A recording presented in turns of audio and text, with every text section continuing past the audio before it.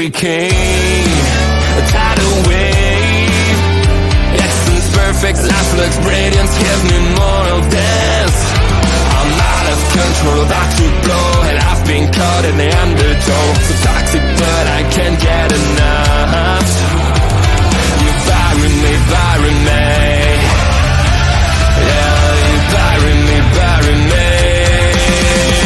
You've got me hypnotized. Push me out of myself. You've got me hypnotized. Whoa, I can sing, I can hear.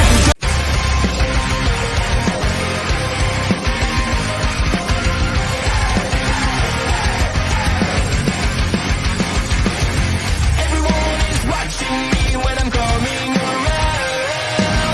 They all are judging me when I'm lying on the ground. I've got no shelter, I've got no escape. My life is a prison and I can't run away. I feel it in my bones. I'm losing it. Hello, everyone, and welcome to another great episode of Taking Over. I am Oled Ed Fries, and I'm joined by the Queen of Olay, Astrid, the Natural Pizarro. I knew this was gonna haunt me afterwards. I knew it. The Queen of our local establishment, eh? I mean, I didn't come up with that name. I don't want that name. I know I'm the king, but apparently I have to send it to you now so that you can be the queen. I mean, during the King of the Ring, I made myself king, but apparently you're the queen now, so welcome to the queendom. It is taking over. Hello, Yes. Shansina. Thank you for joining us. Wow, week 2 was a bit eventful. Really? Was it? I mean, a lot happened in a really short amount of time. Yeah. I looked up at one point. I was like, "Oh my god, it's 9:30."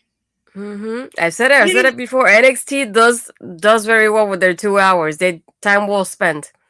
Sometimes these 2 hours take forever, but tonight they knew what they were doing. They were in and they're out tonight. They're like, I thought that Ethan versus Ower was the main event. They never said it last week. It's just NXT's thing that we normally have matches like that main event. Yeah. I was a bit surprised it didn't main event. Then I saw the match they were putting together and went, yeah, that's not a main event. There's a way it could have been the main event, and we'll talk about that soon. Tease. Boom. But no, NXT, they're heating up on their way to the CW. And boy, I mean, before we even went on the air, Shawn Michaels dropping the bombs this week. I am a former radio student. I have learned about teasing. So soon. I like we both have backgrounds on it, but at different ways, because yours is in the radio, mine is in writing. Yeah, we literally are the perfect pair, because I can talk about it all day and you can write it all down. Yes. But no, Shawn Michaels today letting us know that the first 2 episodes of the CW version of NXT that starts on October 1st are not only going to be live, which they almost always are, but they're going to be on the road in Chicago and St. Louis. And it took me far too long to come along to the conclusion that the reason why CM Punk is on the first episode and Randy Orton is on the second is because they're hometown heroes. Shame. Get the tables coming in and saying this is his reaction to NXT. Indeed, it was Astrid's reaction to the end of NXT. I recorded a little bit of it. But yes, we're going to have CM Punk for week 1 of NXT on the CW, which is going to pop a number. We have Randy Orton going to be there live for the crowd.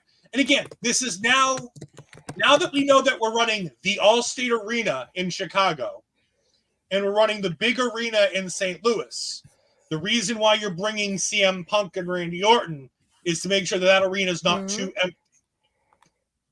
I'd prefer they go back to running the smaller arenas in these markets because that's the show we're going to get week in and week out. And I think that's the better idea for the audience that you're giving a new look to on the CW. But what do you think? CM Punk and Randy Orton, desperation, just a ratings grab, or is it good marketing? I mean, it's something that I'm used to already with WWE. We already saw it when they did the premiere of SmackDown Live, when they brought in, the Brock Lesnar and the Becky Lynch Part 2, and then, so many Rock? things that, The The Rock? Rock too. They know when the season premiere happens, they want to go all out somehow. So this is not surprising. I'm glad though that they're getting ahead of it by announcing it more than a month in advance at this point, because it's in October. It's like this rarely happens when they show something so in advance. And yeah, I was so surprised about that end of it, because it's so, it feels like so far away, but we know the way it is with wrestling, it feels like it's gonna be coming up sooner or later than we think about it. But this is something that they do when the season premieres happen, and I'm glad they're doing it with NXT as well, just to like bring more eyes to the product as well. I just hope they don't keep going back to Chicago the way AEW used to do, because I've want AEW to come here more often, but they decided to keep going to Chicago. I'm like, I get it's a big market, but move all around, because I haven't been able to go to AEW because you keep going to Chicago, even. So at this point, I hope they don't stick to that. It did not take me as long as Ed to realize why Punk and Randy were on the poster. Once I automatically saw the cities at the bottom, I knew why. Yep, that didn't click. Did not click at all that the first arena was Chicago and St. Louis. Nope. Yeah, and I wanted to go back to what Tony's saying here. One of those nights I think they go up against AEW, if I'm mistaken, is the 8th that they go against AEW that Tuesday. Oh, is AEW preempted that week? Yep. I was going to say, because the CW made it very clear that they didn't want competition. So they were specifically staying with Tuesdays to avoid anything like that. Yeah, I think it's the 8th for some reason they go there. So that'll be interesting. Which is the bigger reach to get people in the door? Is it NXT bringing in Randy Orton and CM Punk? Or Marvel bringing in Robert Downey Jr.? Oh, gosh. Dang, how do you put me in this position, though? I can't pick one. Which one is the bigger cash grab? Which one is the one trying to lure people in with a big name? I would say RDJ, because it's a hard reset with RDJ involved in there, so... Sorry. STG says Marvel. Yep. I mean, I love the idea of Robert Downey Jr. playing Dr. Doom. I think that there's infinite especially this point in the MCU. And again, we've talked about this with Marvel Talk, but as a quick aside for anybody who hasn't seen those episodes, the reason why I love the RDJ announcement is because it's going to be for 2 movies. Like this is going to be 2-3 movies. We're not seeing this for, the next 5 to 10 years. We're seeing a very specific Doctor Doom for Avengers Doomsday and Avengers Secret Wars. And then after Secret Wars, we're going to get the hard reset where there's going to be a lot of new characters portraying new people portraying old characters. So give it a chance before everybody starts jumping on it as, just a simple cash grab. It's not as simple a cash grab as people think. But it is absolutely 1,000% a cash grab. Robert Downey Jr. will bring people to... That Doomsday will be one of the biggest Marvel movies, if it's any good. Because that opening weekend is going to be massive. And then the future numbers will depend on how good that movie is and what if it has staying power. But we're not here to talk about Marvel, even though Astrid could do that. Astrid will be talking Marvel with us as we, for a few of the episodes of Agatha All Along. We'll be having Astrid pop in because anything... I have people call your people, okay? And we'll get out. We'll figure it out. Oh, the queen is big timing me. I have to go through the royal court jesters. I'll find Mark Talks Wrestling and go through the proper channel. Or maybe we'll just get a bigger guest. Who knows? Is Chef Sean cooking for Marvel too? No, Chef Sean is only cooking. I don't think Chef Sean knows what a Marvel is. Chef Sean is definitely, yes, Hollywood Astrid. The queen is starting to get a lot of large. She's going to have to start. The reason why she wears the little earbud headphones is so she doesn't have to keep changing the headphones with the size of her ego. No. Speaking of all ego, he was on the show, and we'll talk about him later. But first, we start with a recap package of last week. We have Hank Tank talking about their vlog of what happened last week, which is all stuff we saw. But then we get into Trick Williams versus Pete Dunne. Ash, what'd you think? I'm torn about it because I felt like it was okay. I didn't think like it was anything that big to be an opener. At least that's how like the energy it gave me, and that's the unfortunate part because I was hoping it would be more like picking up the energy from the fans from the get go, and it didn't feel that way. And I was torn about it as well to the point of like I wouldn't know which one to pick to win this match because I would have wanted Trick to like gain that momentum towards the championship. But at the same time, it feels like we're gonna keep him here where he is a little bit longer before we start doing that. So I was like, I don't know how I feel about Pete Dunne winning over Trick, but then that's what I was thinking too. As Tony says, shocked that Dunne won clean. That's what I was thinking. I was not expecting anything like that. So that's the idea. I was torn about the winner too, but I guess we're gonna keep Trick a little bit longer, lingering here with Pete Dunne before he moves on again towards that championship. So I loved everything about this match. I have none of the issues that Astrid had with this. I think Pete Dunne winning is an obvious choice because we're pushing Pete Dunne towards Sheamus on Raw. So Pete Dunne has to look strong. Pete Dunne has to look big. Meanwhile, with the attack for Trick Williams backstage, if we get the Sheamus Pete Dunne match Monday, like I think we're going to get, we can then beat Pete Dunne again on Tuesday with Trick Williams. And I think that gives us a nice little, point, point to point to point. I think that works out very well, where that pushes Trick. It might even be a number one contenders match come next week. If we get Pete Dunne versus Trick next week, it might be 2 weeks from now. But I think that match might be our number one contenders match for No Mercy. Because before we get to October in the CW, we still got to go through No Mercy in somewhere. September 1st. Yes, but I don't remember where. I know it's September 1st. I just don't remember where it's located. Oh, what city? Okay. Yeah. Because I wanted to say Bakersfield, California, but I know that was last year. Yeah, I was going to say California doesn't. I don't know if it seems California's not right. I think it's somewhere on the East Coast. I think it's like South Carolina or something. I don't know. Let's see. One of the things I really liked in this was the intensity that Trick got as Pete Dunne kept beating him down. I thought that was really, really cool. And that absolutely insane spot where Trick does that spinning kick out of the corner where he almost takes Pete Dunne's head off. Mm-hmm. Sensational. I thought this was one of Trick's best matches. I love this. And I'm glad Pete Dunne won. I think it's nice that Pete Dunne gets a win because a lot of these guys that come down don't always get treated well. So it was nice to see Pete Dunne get a win. No Mercy is in Denver, Colorado. Definitely not on the East Coast. Not definitely. We're not where I was expecting it to be. Yeah, no. If you'd given me 15 guesses, I never would have guessed Denver, Colorado. But you know what? Wesley and his friends are going to be riding very high in Denver. Or at least his friends will be, because his friends is probably still going to be in pain from the beating that Wesley gave him earlier tonight. We have an indoor cookout where everybody's... Yes, I am indeed not a geography wizard. I'm not. I can tell you that. That's not my forte. We have the indoor cookout, which really should have been done outside. Why it was done inside, I don't know. But everybody's... Maybe the weather. Probably why. You guys having bad weather down there? I mean, we just had a storm yesterday that almost felt like, I wouldn't say a hurricane, but we had a storm, and then today was really hot afterwards. So it definitely would have been outside. I was like, we've had nice days for 2 days, so I was like, I don't know what you're talking about. We've had wonderful weather. People are having fun, but they're complaining about the music, which proves us that Lexis King is running the DJ booth.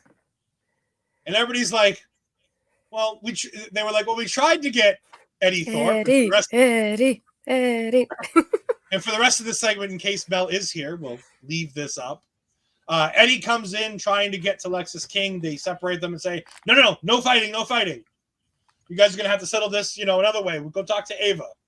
We find out later in the show that next week we're going to have another match between Lexis King and Eddie Thorpe. Eddie Thorpe, by the way, with nothing on his hand from his broken hand that Lexis King mentioned in passing during his part of the segment here. Then the segment went down, down, down. As Robert Stone and Stevie Turner get into a wing eating contest with Ava looking on. What you thinking, Chef Sean? That was not cooking at all.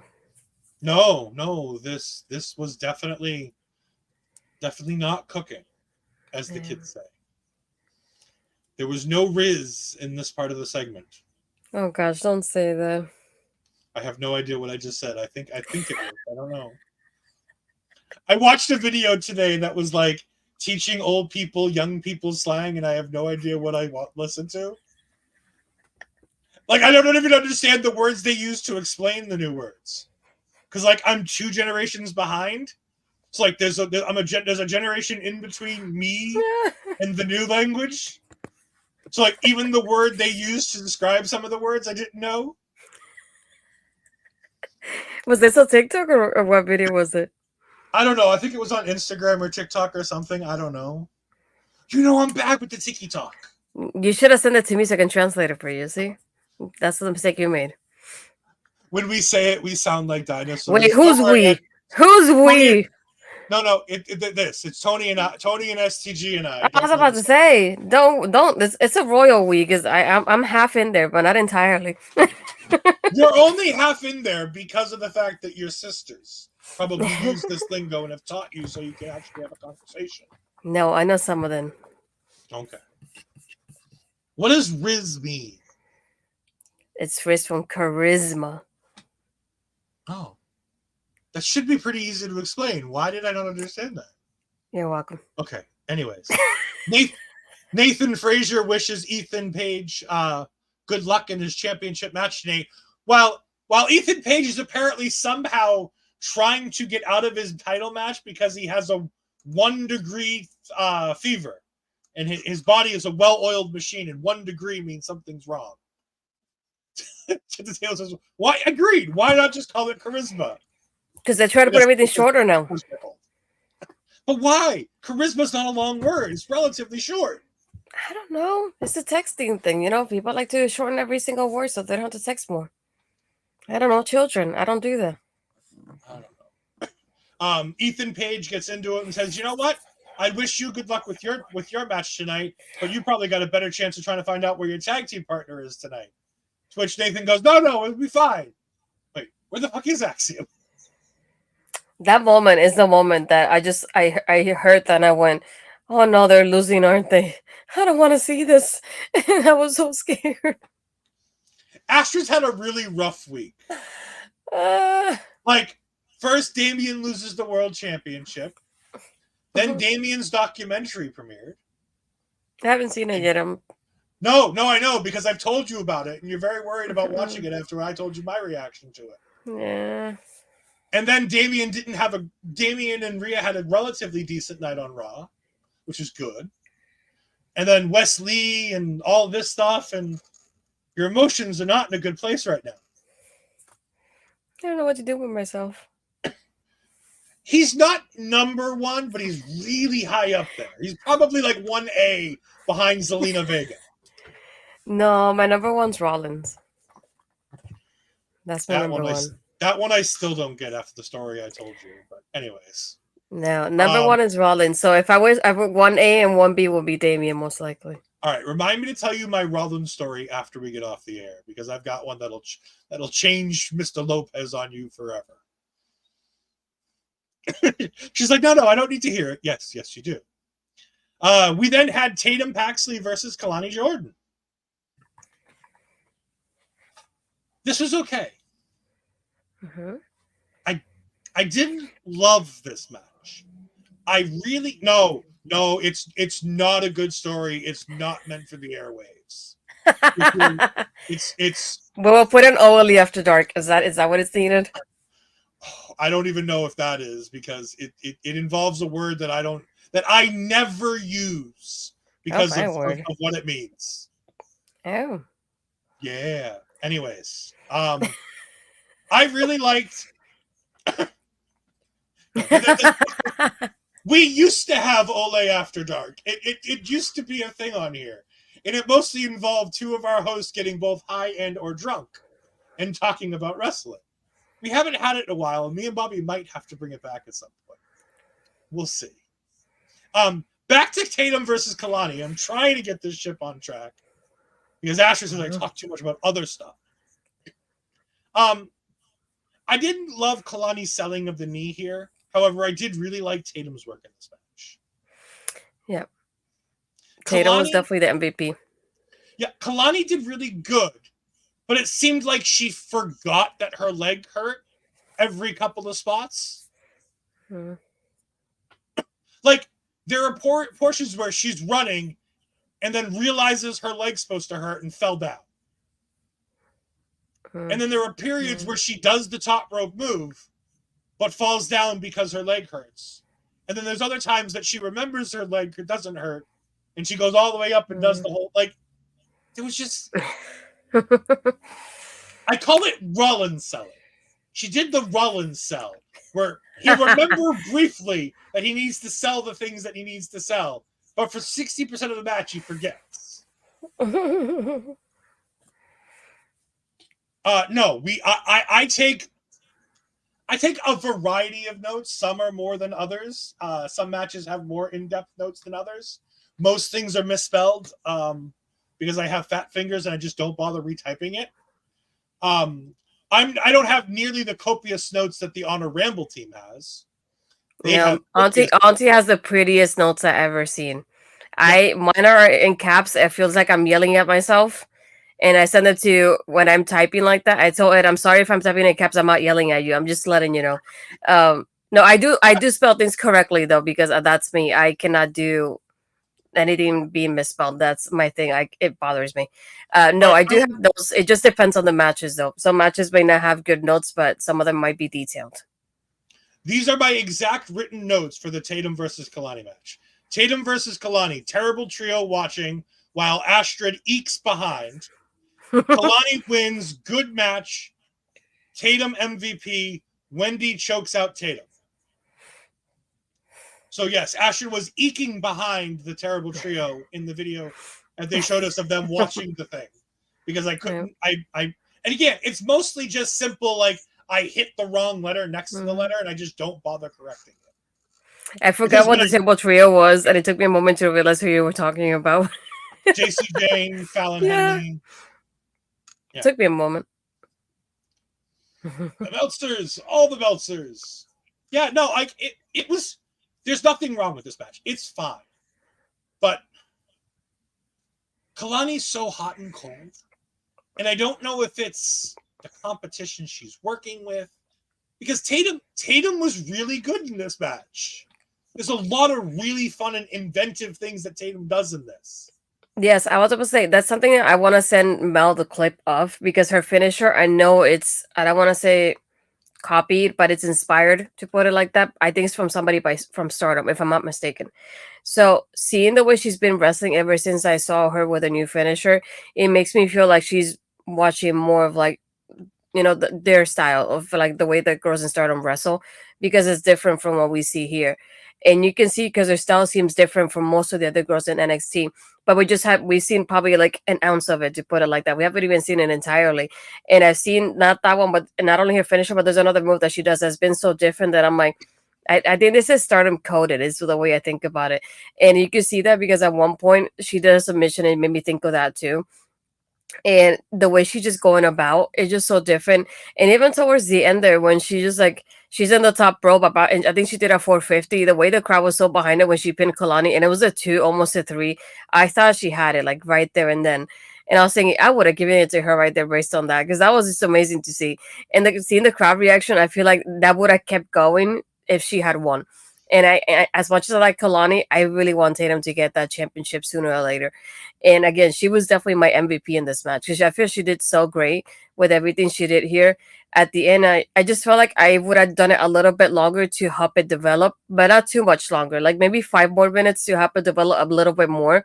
Because it just felt like it felt kind of like abruptly ended, but not in a bad way. Like I'm not saying that they made a mistake or anything like that, but it's just the way it ended. I would have given a little bit more time because I felt like it needed it. And this is one of the few matches I will say that. And this is the one that definitely I would have added more time to if I could take out anything else during the card. This is the match I would have added the time to. Yeah, the other thing that was weird is that they kept shooting this really awkward angle of Kelani on the top rope that I thought Wendy Chu was coming over to do something. And then they shoot Wendy, like, handing the doll to Tatum. And I'm like, oh, yay, new tag team, yay. Nope, Wendy just chokes a bitch, as she said on Twitter. Sometimes you just choke a bitch, is what Wendy said. Why? Astrid, why would you do that, Astrid? I mean, they would have been a great team. Like I wanted them to team at some point because I was enjoying them together. And then that happened. I went, well, and then Kelani just like that felt so awkward too because she chokes her out and it makes it seem like she almost disappears. And then Kelani just like leaning over the steel steps, like, oh, you're there. Okay. Goodbye. Cool, and then she just leaves. I'm like, why would you be there with the championship on your shoulder and just like staring at Wendy and not doing anything to help out Tatum? I'm like, you're the baby face. Be the baby face. Yeah. I felt so awkward. She channeled her Carmelo babyface. Oh, look, somebody else is getting attacked? Not my problem. Oopsie. I didn't see anything. Wren walks in on the Candy Crew chatting about Kendal Gray. And Wren's like, so, where's Tavion? Is he? Did you guys throw him in the trunk too? They're like, no, he's in Japan with the N1. And he's like, yeah, he's in Japan. And Charlie's like, no, really, he's in Japan, lady. He's actually in Japan. Which, by the way, is where Tavion actually is. He's wrestling for, it's not Dragon's Gate. Is this All Japan, I believe? I thought it was Noah, but I wasn't sure. It could be Noah. It's one of the three. They work with all of them, so I'm not sure which one it is this week. I know AJ just recently worked with Noah and with the Marufuji stuff. So I wasn't sure if the N1 was another Noah thing. Either way, Tavion is over there with the group. Wren says, "Well, then can I be in the Candy Crew?" It is Noah. Okay, congratulations. Thank you for checking that. Wren says she wants to be in the Candy Crew, and Charlie says, "No, you're not going to be in the Candy Crew. You're not allowed." And Tony walks up. Tony and the family, not this D'Angelo family, but the other D'Angelo family, walks in and goes ahead and says, "You know what, Charlie? Well, how about we make this interesting? If Wren wins her match tonight, you let her in the Candy Crew, and I'll give you a match for the Heritage Cup." And Charlie looks at her, and he looks at Tony, and he grumbles as he accepts. And Wren goes, "What'd you say?" And Miles pipes up and goes, "Oh, you can't hear him either?" And I burst out laughing. I was lost. I don't know what the fuck else happened in this promo after Miles said you can't hear him either, because I was gone. So gone.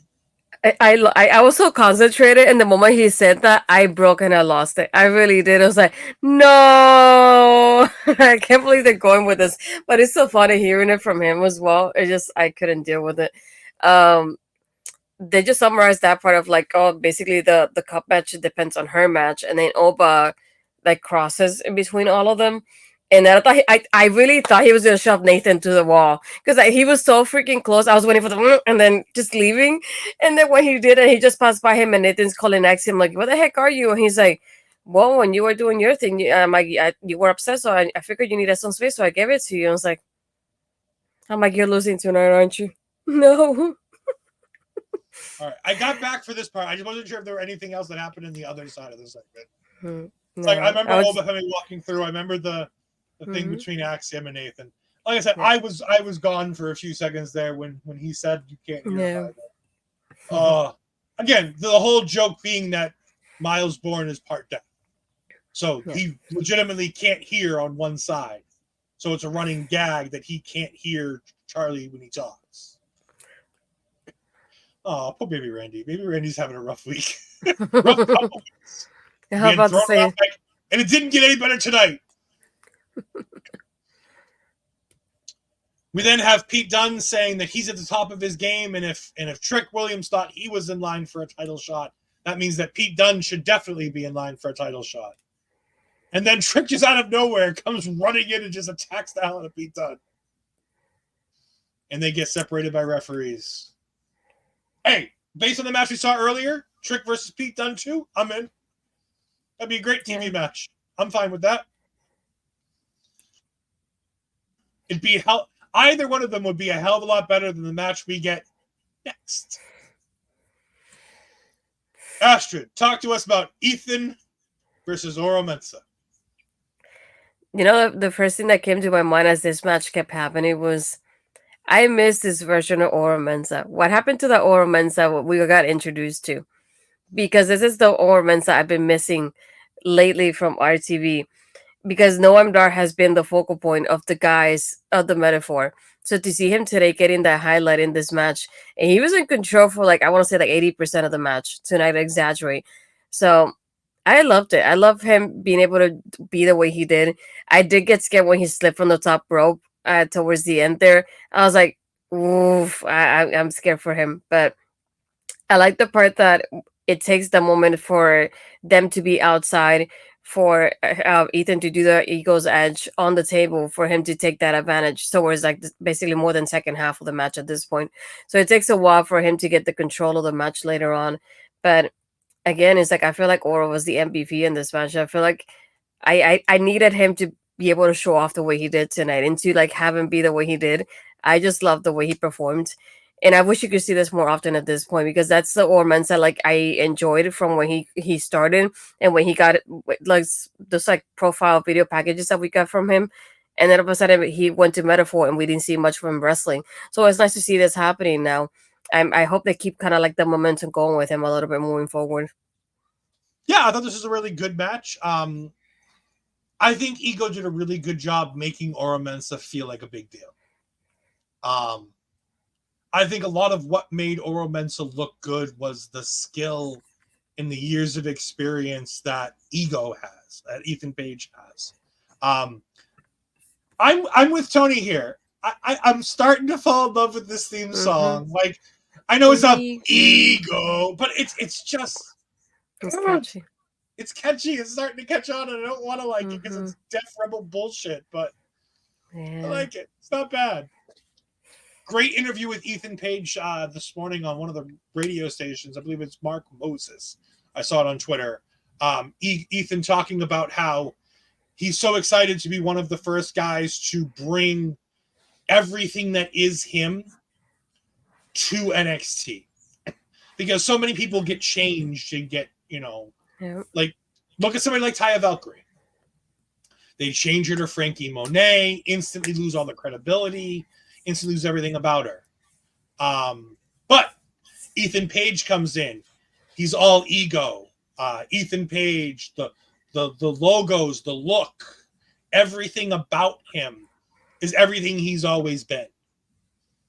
And it's just so nice to see them understanding when somebody just needs to be who they are.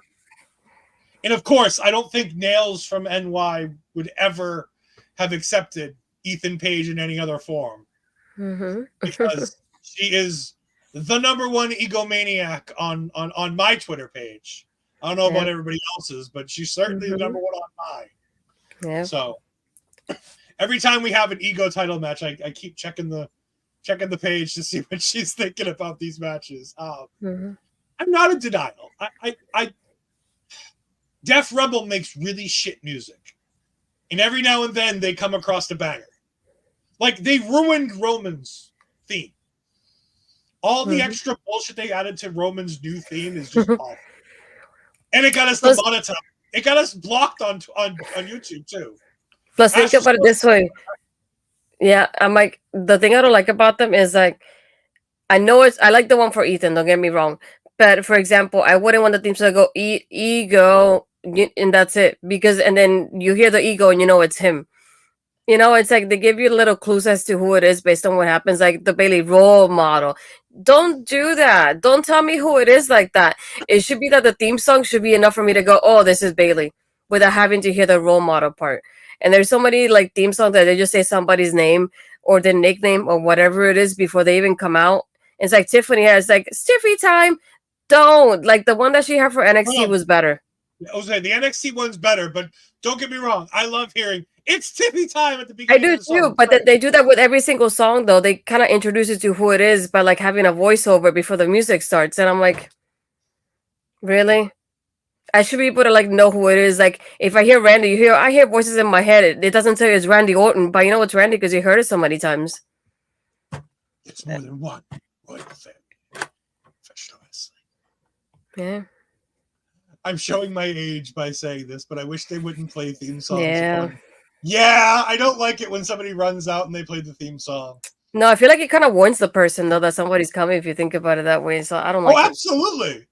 And plus, if you do it with Jeff Hardy, he's going to dance on his way to the ring while his brother gets beat up in the middle of the ring. Hey, it gets you talking about it, doesn't it? No, it makes me make fun of Jeff Hardy, which honestly, there's plenty more other things I can make fun of Jeff Hardy for. If we're talking theme songs, Jeff Hardy's TNA theme, the one that he created with his band, that thing's an awful piece of garbage. I'm old school with just a natural surprise. I agree. If somebody's running out, they should not have theme music. No. We get an MSK interview, or the Rascals, or however you want to put it. Wes talks about how this moment is the best feeling moment in his career. Really, Wes? The best of your career, huh?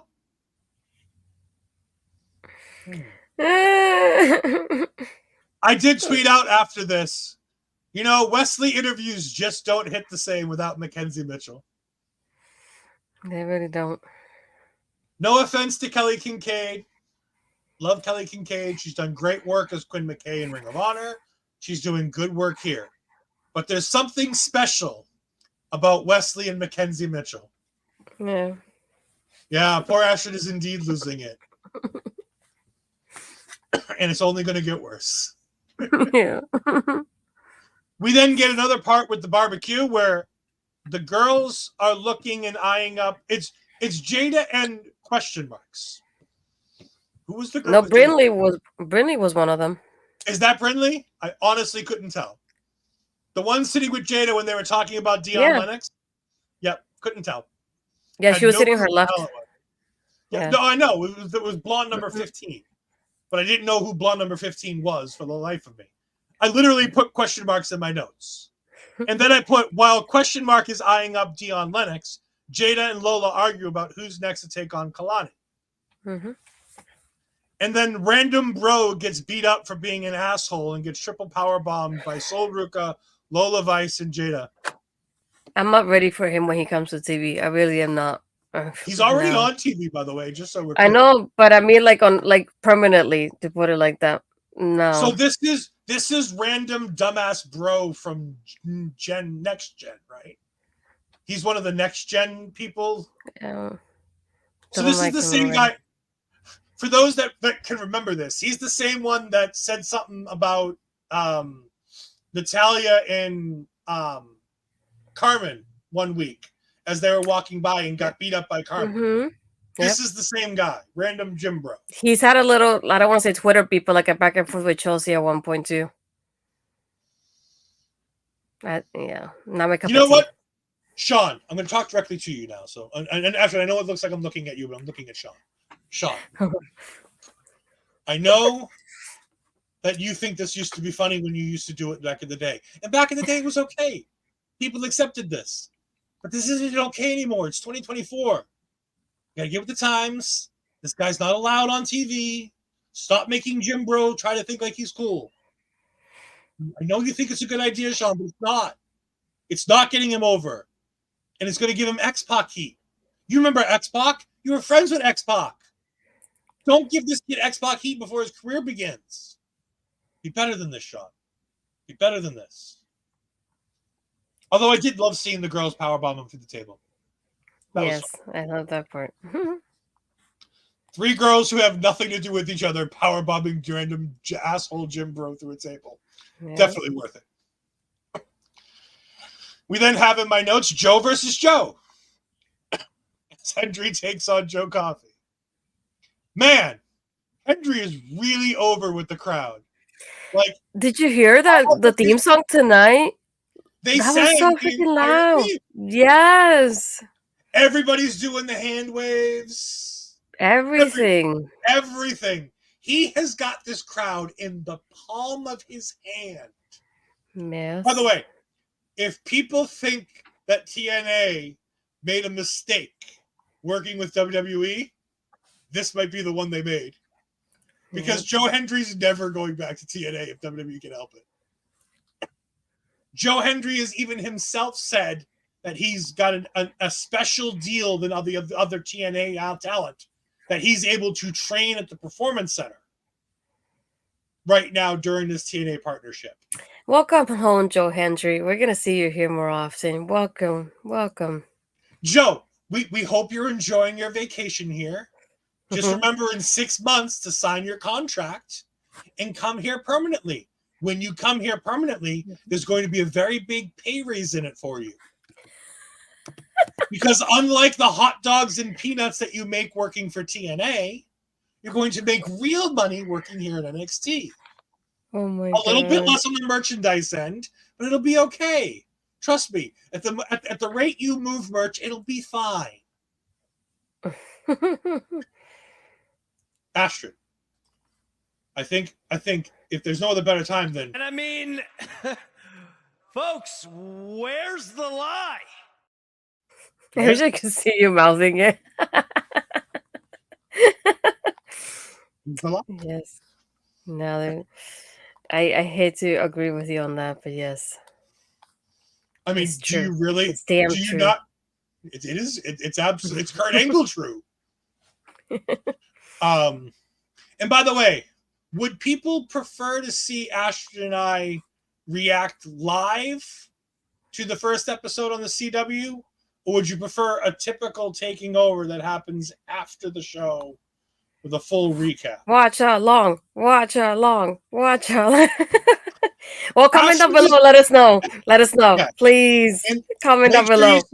Comment down below in the YouTube video. I know some of you watch on Twitch. Find the YouTube video. If you want to know where you can find it right here at our local establishment, our Ole podcast on YouTube. Watch along or post show. Let us know.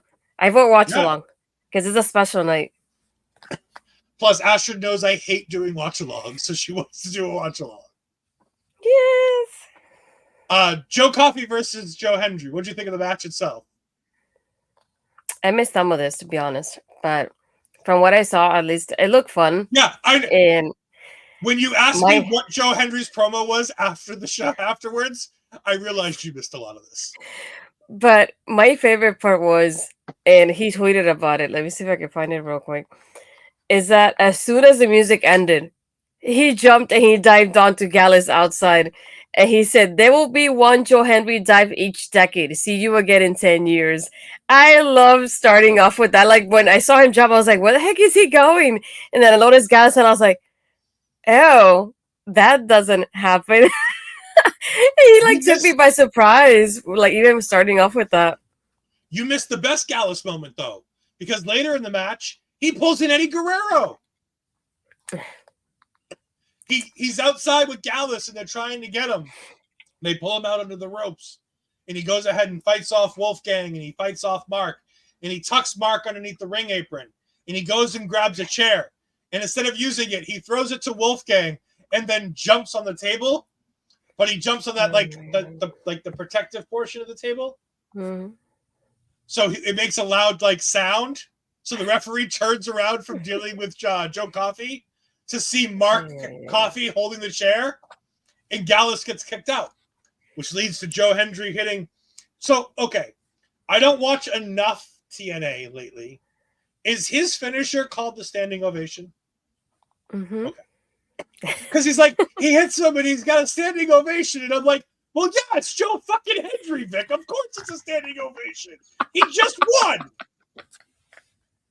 Like, what the fuck's wrong with Vic? Vic's not normally this stupid. Sorry. Yeah. That one So- really got me. Oh Yeah, so I was very confused as to why Vic brought up the word standing ovation. And then I realized, hey, I think maybe that might be Joe's finisher. my god. Oh my god, you made me cry.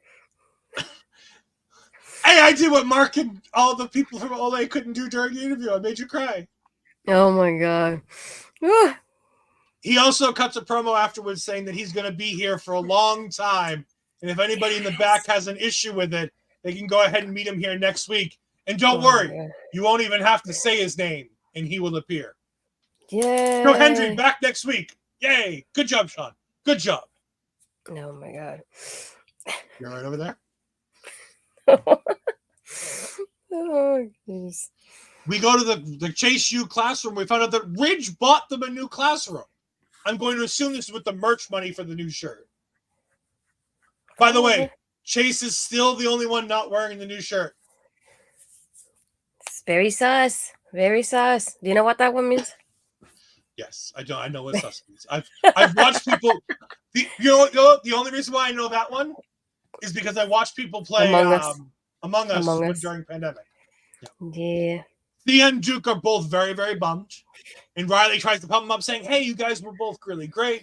Thea, you should get another shot. This was one of the best women's matches in a while. And Thea's like, you think? And then Rich comes in and he's like, hey, pulled my last strings with Ava. By the way, what strings does fucking Ridge Holland have with Ava? Why does he have strings to pull with Ava? I was wondering that too, because it's the second I think time that he says that he came from Third. Ava's office with like, oh, I told Ava this and that, and then it's happening. I'm like, Yeah. why you though? Why? That's very sus. Very sus. But Ridge has pulled his last shots, and Chase U will get a tag team title match against the winners of the main event tonight. And Duke's excited. And Duke's like, yeah. No, hold on. Duke's all excited. He's like, yeah, me and Andre Chase are going to go ahead and get the tag team titles. And Ridge is like, oh, Duke, I should have been a little bit more specific. When I meant Chase U, I meant me, Ridge Holland, and Mr. Chase are going to go for the tag team titles. And that's when you go, dun dun. Duke's going to turn heel next week. Talk about long-term heel turns we've been seeing for a year and a half before happening. Fucking Duke's finally going to turn on Chase U. This is a good segment, though. I actually kind of like Ridge more and more every week as they go on. By the way, I am working on a sponsorship involving Ridge Holland. So watch out for that space, people, because there might be some fun stuff to do with Chase U and Ridge Holland in the near future. Brooks is backstage at the party, and he's going to go ahead and get himself a beer. And Sean Spears comes up, or as I have written in my notes, he, because I couldn't think of the name Sean Spears when I was writing it in my notes. And he says, no, look, listen to me. I use my influence to go ahead and get Ava to bring you back. You can't be doing this. He's like, why? What does it matter to me? I don't give a damn what you used. You don't control me. And he's like, no, I don't control you. But you owe me at least listening to me, give me a chance to get a piece of your mind. Be open-minded to what I'm telling you. And if you're open-minded to what I'm telling you, you won't need this. And he takes the drink and puts it out of his hand, and they walk away. Roxanne Perez, meanwhile, goes ahead and walks through this segment and says, oh, look, woman I haven't fought before, and walks away. It was Carlee was one of them. Yeah. I forgot who the one on her right was. And there was somebody else. Oh, no, wait, Carlee and Brinley was there too, was the other one. But there was one on Carlee's right that I didn't recognize. None of these matter because essentially it just gives Robert Stone an idea while he's almost face down like he's drunk. He decides that we're going to have a multi-woman match between all the people who have never faced Roxanne Perez before. Cue Battle Royal. We're getting Vakor! We're finally going to get Vakor! I don't know. I was torn about it because I thought that too. But at the same time, I was thinking, do they want to do this because we still have a little bit for No Mercy, and probably a month at this point. So I was like, why would you do that now? I'm like, I was thinking, unless it's Stephanie. I'm like, if it's not Stephanie, then why would you do all these girls that never had an opportunity before all of a sudden? I was like, I wouldn't. We have 3 more NXTs until So No Mercy. So we got to build this I hope match. it We is got to build it Stephanie. now.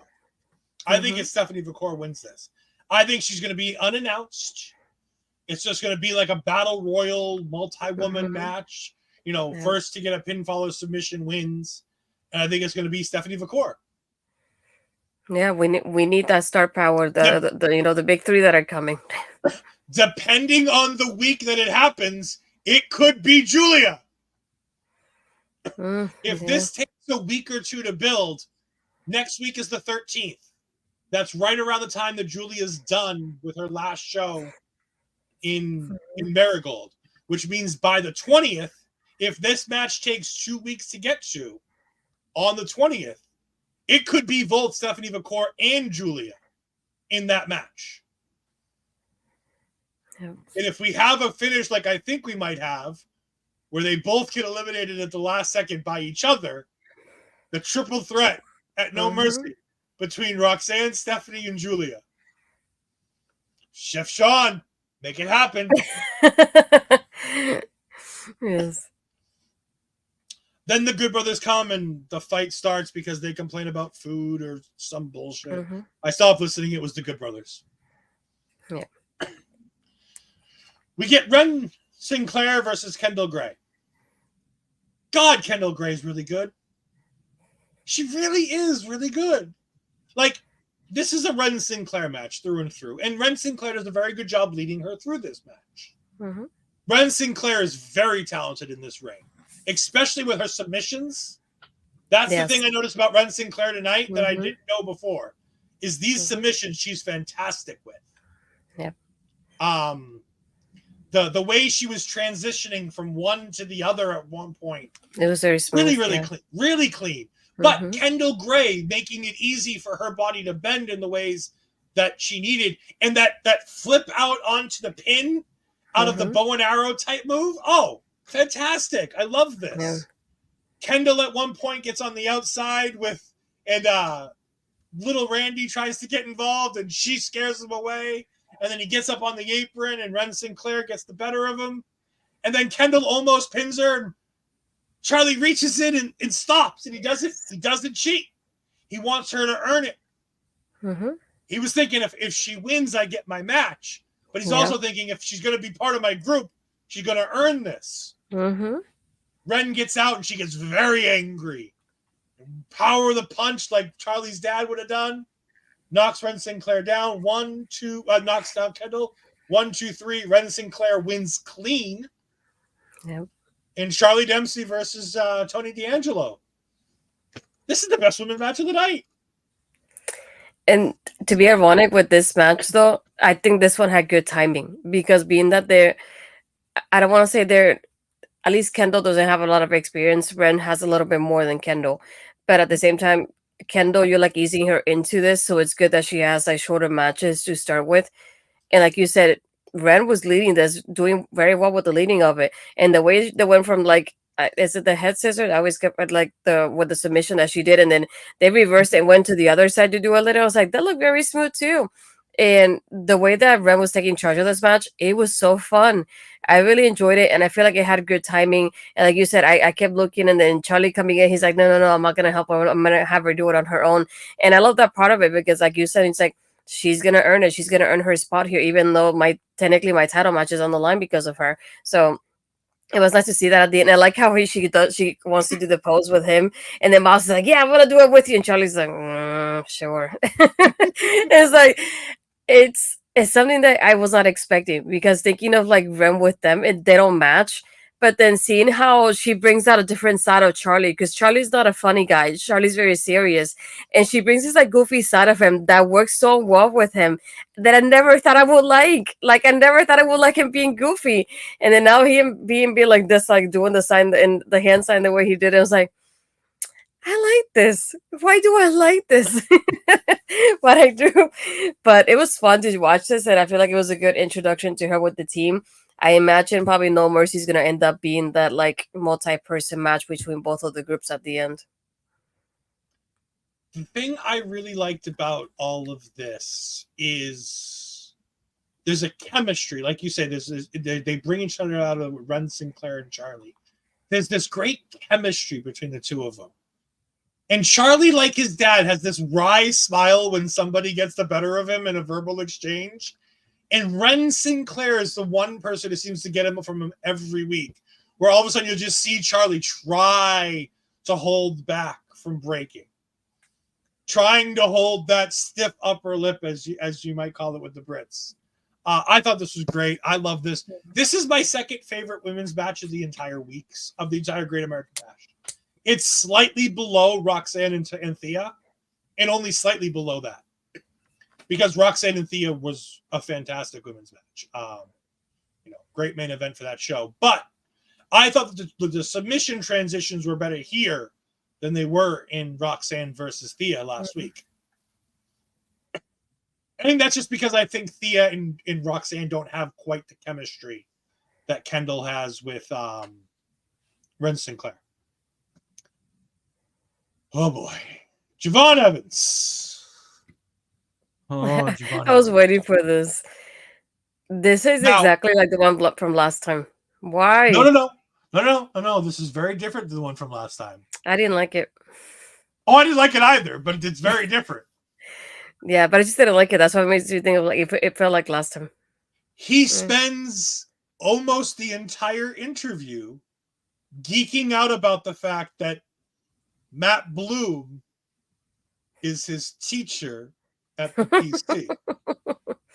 And as he says it, and this fucking dates him, me, and makes me feel old as fucking dirt. He geeks out about knowing him as Lord Tenzai.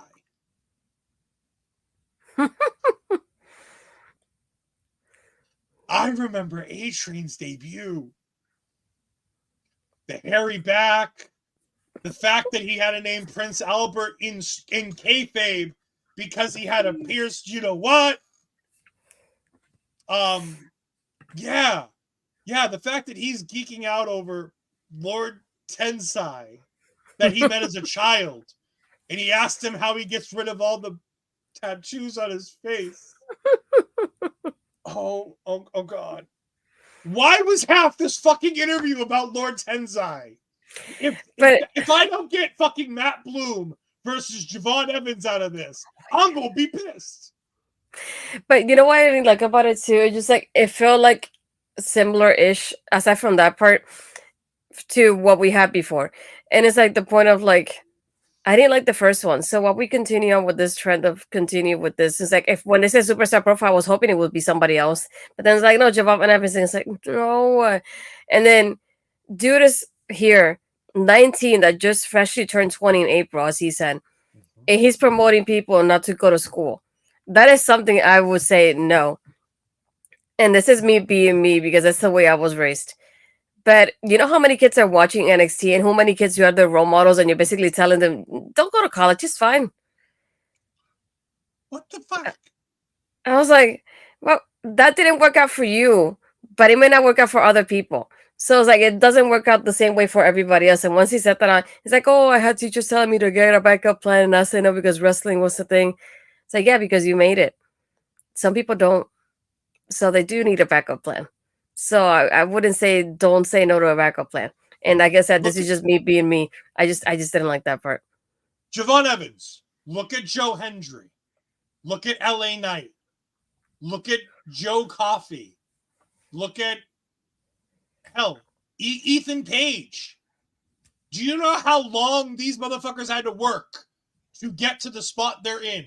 Yes, you're there at 19, 20. Good for you.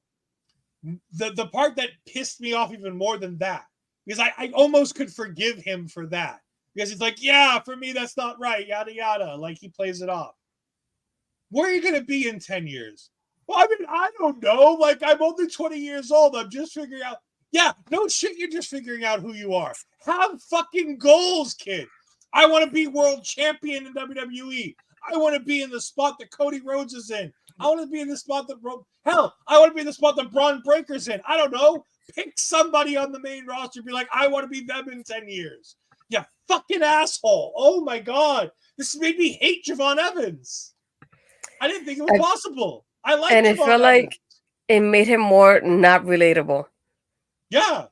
Because I feel like being a kid that's like 19, 20 years old, you're thinking, I was like, oh, he's a huge fan of wrestling, hence why he's here. I can relate to that. But then while hearing this, I'm like, I don't like this background story at all. I really don't. This is one of the few times I will say I don't like this background story, the way it's played out.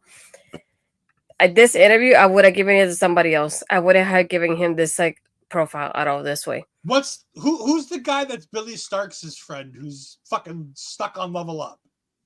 Oh, Uriah. That's the one. Why not him? Finlay, yeah. Yeah, he's a fucking Finlay. Why do we not have him out here? Why are we not Uriah promoting him? Connors. Yeah, that's the one. I only remember because Billy's mom tweeted about him the other day. Told you. And then there was an NXT Anonymous from Level Up the other day. Yeah. And people were like, wait, you're on Level Up? And the NXT Anonymous guy was like, yeah, we're everywhere. I didn't know because I don't watch Level Up, but apparently he's got like something going on Level Up. And I'm like, I want to see him on TV. Like, I'm done with Javon Evans. I'm done. Like, I don't care about Javon Evans now. Cool, he's bouncy, whatever. No, and I don't want to say big deal, but like they mentioned like the way that Uriah signed and everything, and once he changed his name, that was something big because he started saying, "Oh, I'm done with my dates," and then came the speculation that he signed the way it happened with like Delta, for example. So it's like you have a Finlay there, and you don't take advantage of that. Why?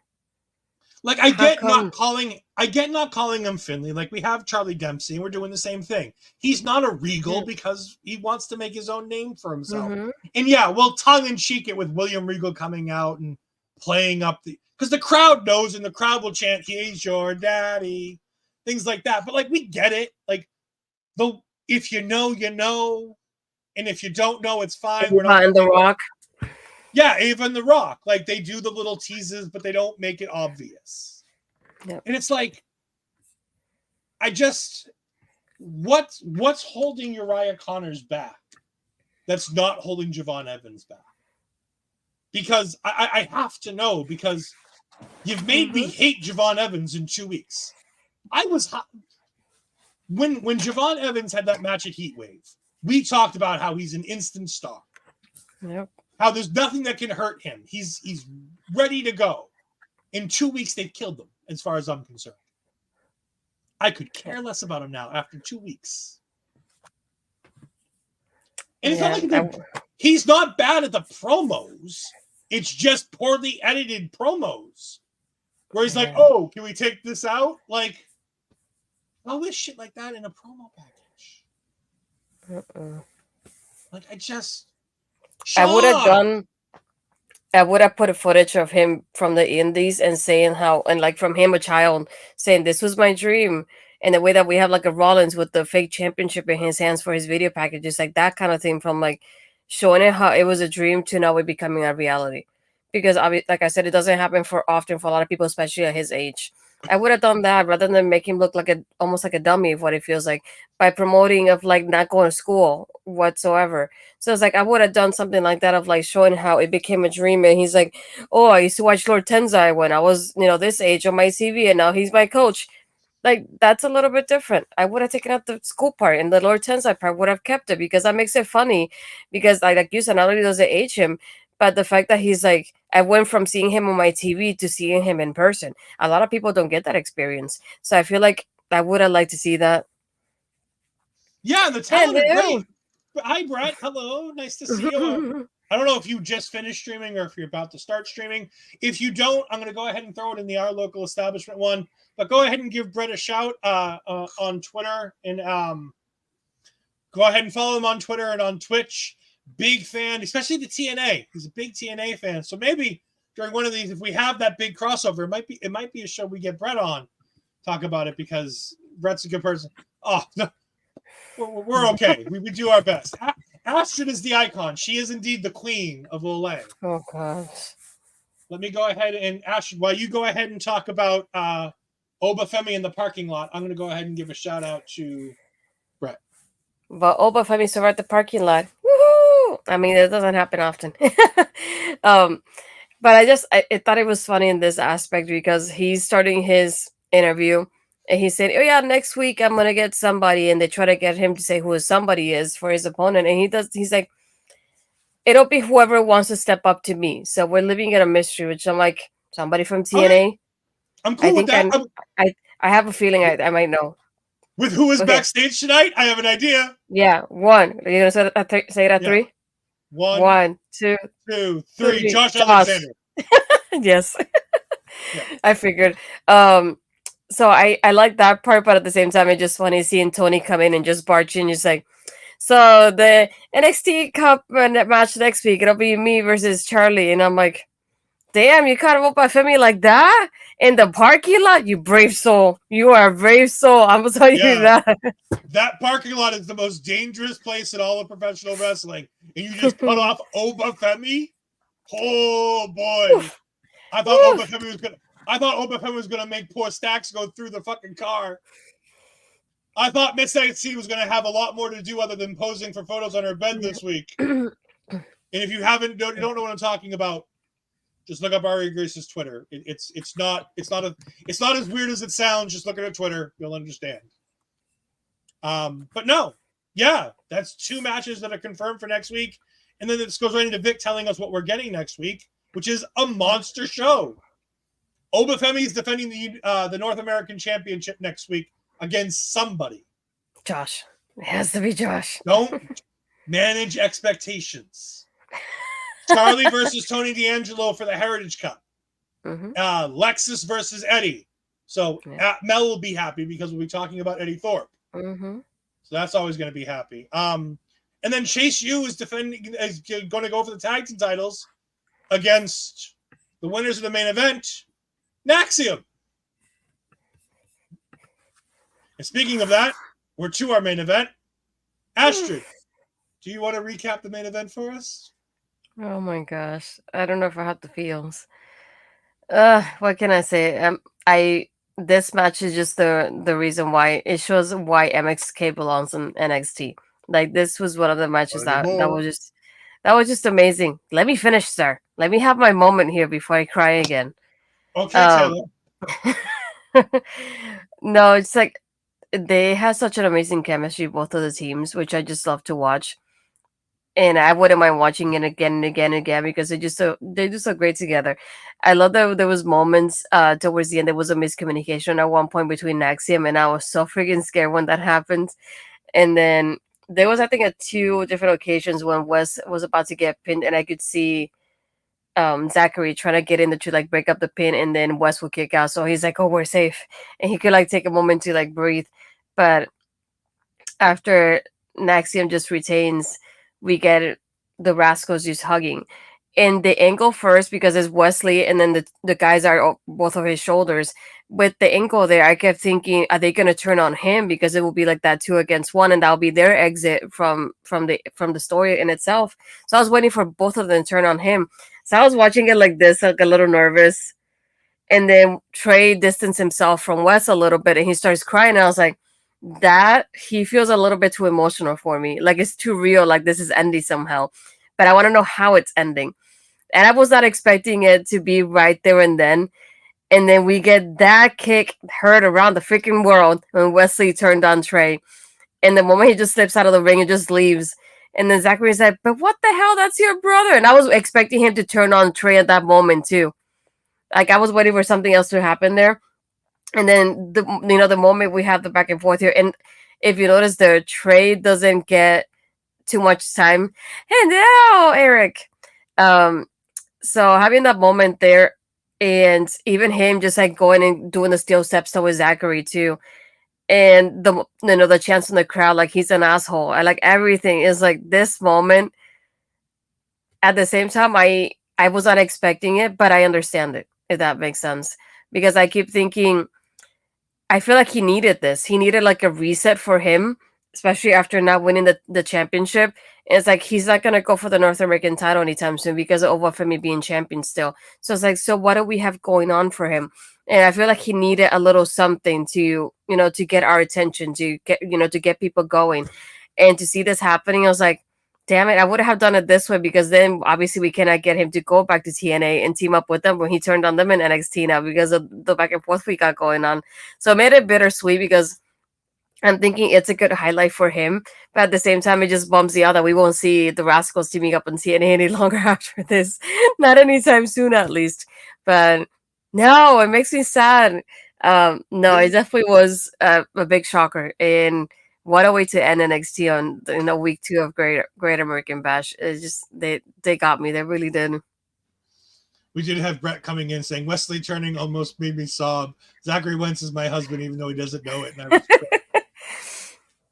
no, so our good friend Kyle K. Sparks mentioned on Twitter that this seems because he doesn't watch NXT week in, week out, this seems unusual, and he wanted an explanation. This has been brewing since Carmelo Hayes was NXT champion. That's how long this tail turn has been brewing. Because when Wesley lost his second match to Carmelo and went away, we thought he was going to come back as a heel. Because he was throwing everything of his in the garbage and he was leaving with his girlfriend. And I'm like, oh, okay, cool. He comes back as a heel. That'll be great. And then he came back as a babyface. And I was like, that don't make sense.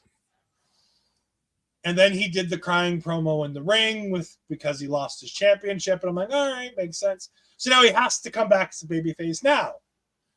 And then he lost to Obafemi. And I'm like, cool, now we get the heel turn. He's like, I got to do something different. I don't know what I got to do, but I got to figure something out. I'm like, heel turn, heel turn, heel turn. Because Wesley can be such a great heel. He has everything in him to be a dickhead. How do I know this? Because he's a rascal, and he's been a dickhead for 5 years. So obviously he can be a dickhead. So not a stretch for him to be more of a dickhead. Got it.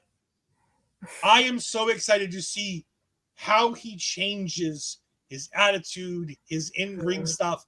And more importantly, it's not just that he lost another championship opportunity.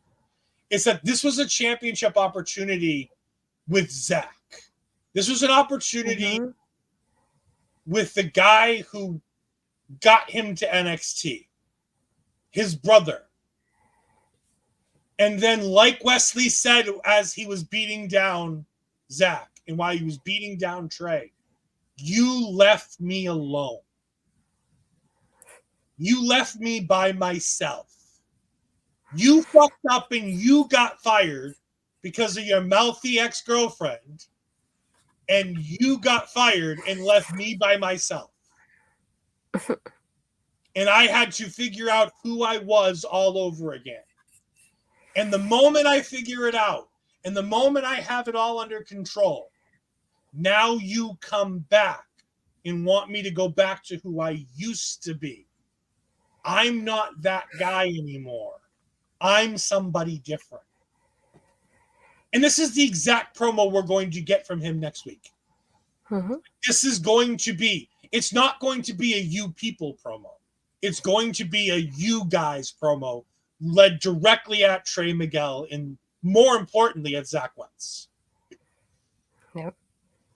It's going to be fantastic. Where does he go next is a really good question though. Because there's no babyface champions for him to take on. So the only thing I can think of is he's going to try to get himself inserted into this number one contenders picture with Trick Williams, with him. Because I think ego could go either way if necessary. I think you could do heel versus heel with ego. With especially with Wes. I think that would work. I think you can get this audience to do exactly what you want in a situation like that. But more importantly, I think that he's going to be a very good piece to work beside Joe Hendry going into Chicago. Because I said it before, and I'll continue to say it because all the pieces are lining up for this.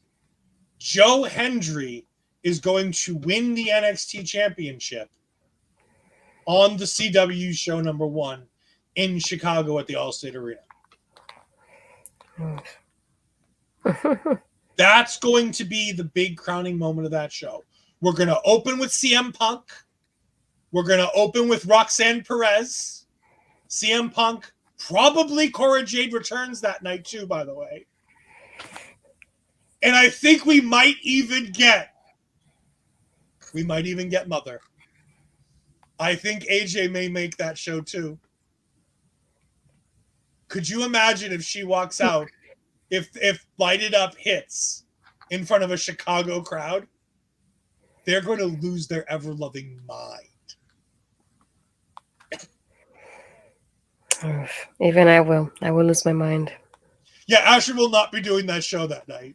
I will have to find a last-minute replacement because Astrid will be...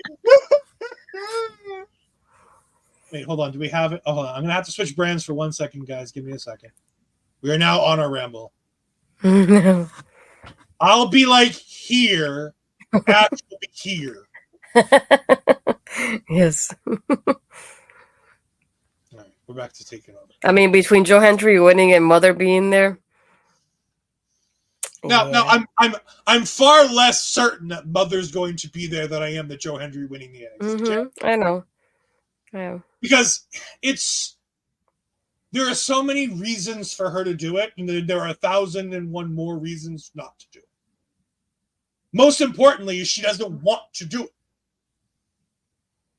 But God, there's a few matches that kind of need to happen. I know. Mother versus daughters. Come on. No. Well, I mean, yes, Roxanne is one of them. We're not wasting one of her matches on Cora. Oh, at least Roxanne. Roxanne, yes. We give Roxanne. But I also want, if I can have my pick, there are 3 more I want after that. I want AJ Lee versus Bayley. Yes. I want AJ daughters. Well, yes, I understand. I thought you were trying to throw Cora Jade in there. I'm like, no, we're not wasting AJ Lee on Cora Jade. No. I want AJ Lee versus Charlotte. 2 defining women's wrestlers of their era. Because as much as people want to make it that Nikki Bella was the one who ran the Divas division, let's not forget about all the hard work that AJ Lee put in to make that. AJ was that foundation there. Yes. AJ was the one who made that Divas division serviceable. And there's a third one. And as part of the TNA partnership, I want AJ versus Jordan Grace. I think Big versus Little, Big Mama Pump versus Itty Bitty or AJ Lee, I think could be a really fun story to tell. It's the most off the wall of the 3. It's the one where people will go, why? And I'm like, because why not? But yeah, no, I think Jordan Grace would be another fun one. But no, Bayley, Roxanne, and Charlotte are absolutely, like I said, I don't want a long run from AJ. Give me 1 year. Give me 3 big shows, 1 year, short in, short out. Give her all the money in the world. Matt, whatever you're paying Punk, pay her. Just pay her whatever you're paying Punk. She can take a year off of writing her comic book. She can take a year off of her public speaking. She can take a year off of her book writing. Come in, work a few matches, and then go back into retirement where she belongs. Where she's happy. And the reason why she belongs there is because she's happy there. Not because she's not good enough. I'm sure she could tear it up with all these girls at the top of the card. I'm just saying she's happy being retired, so she should go back to being retired. The same thing with Becky Lynch. Best to you on your future endeavors, Becky. I know you're not retired, but I'm really hoping you are. So stay home and be Mama Naru. Bye-bye. Astrid, what do you got coming up this week? I'm trying to think what this week is. Jeez. This week is the 6th. I don't think I have anything going on this week aside from that. Showcase? Hopefully we'll figure that out later. We'll see. But I want to get inspired with some writing that I started, so hopefully I'll finish that up soon. Yes, STG. I've been telling him that exactly. Ed drinking a gallon of that haterade for Becky Lynch. Yes. No comments. No comment. No comment. That's my moment. Shh, shh, shh. Okay, thanks. But yes, I agree. Yes, yeah, you can keep yourself muted. Thank you very much. Uh, um, I posted earlier. I am on my road to the 500 subs. I'm almost at 300. So if you have, please get me there on YouTube. Subscribe, hit that bell to be notified when I upload or go live. You can find me on Twitter and Blue Skies, Astrid Pizarro, and then Instagram and Threads, Astrid Pizarro 20. And then tomorrow you get this uploaded on my YouTube. So like we said, comment down below. Let us know. Do you want to watch along? That we get a regular post show for the premiere, because I think a watch along will be better with everything that's going to be happening that day. So we'll see. No, you do the voiceover for that one. You're better at it. If you want to go ahead and support Astrid and all the great work that she does, go ahead and if you're buying merch from WWE Shop anyways, go ahead to WWEshop.com and use this affiliate link. You can go ahead and scan the QR code right here. You get the same great deals that all your other stuff will give you, the same promo codes. Nothing else changes, but you get Astrid gets a little kickback from WWE on their half of the money, so she can go ahead and get a little bit of stuff for herself, so she can do great stuff like create these great graphics that we have. If you want to give Astrid even more money, you should go ahead and get the natural Astrid Pizarro shirt, which is modeled right here by the lovely Mel Ball Collins, and of course the handsome and debonair Mike the Ref. So you can go ahead and scan this QR code to get all of that.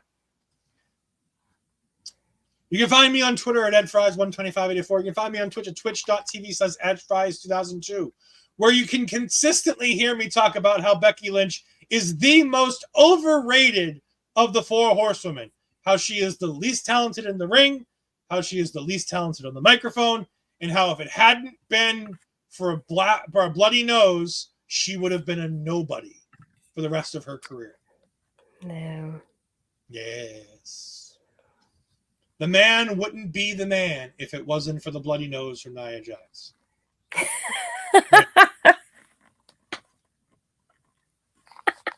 Sasha.